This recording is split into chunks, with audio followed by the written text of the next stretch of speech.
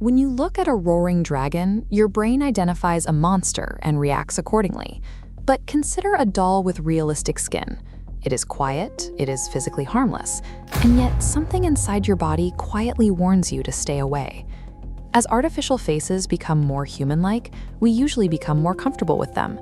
But just before they become convincing, our comfort suddenly collapses.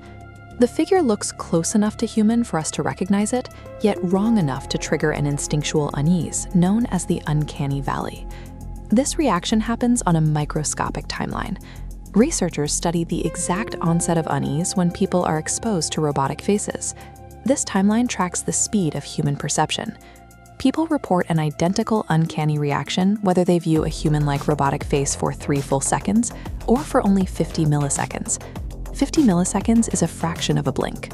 The unease hits you before the brain can consciously process or rationalize what you are looking at.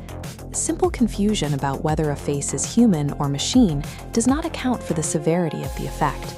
Since nothing is physically attacking you, what exactly is your brain detecting in that tiny fraction of a second that forces such immediate dread? You possess a brain that is extraordinarily sensitive to human faces.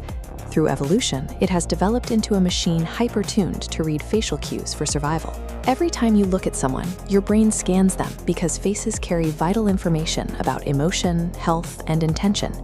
When we look at highly human-like artificial figures, this decoding process hits a specific hurdle: perceptual mismatch.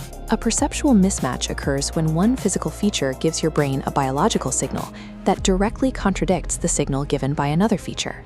The brain receives conflicting survival signals that it cannot immediately reconcile, leading to a severe data processing error. This stylized schematic breaks down an almost human face into 3 distinct data input channels: the skin, the eyes, and the mouth. The skin looks human, which registers a positive signal, but when the jaw moves, the motion is rigid and unnatural. The eyes look bright and alive, yet the expression arrives half a second too late. Every feature makes a promise that the next feature breaks. Neuroimaging research shows that when our visual signals disagree, the systems in our brain connected to social judgment and subjective value go into overdrive. The brain stops treating the artificial figure as a simple object and begins treating it as an unsolved social mystery. That deep neurological confusion explains why zombies, realistic wax figures, and humanoid robots disturb us so much.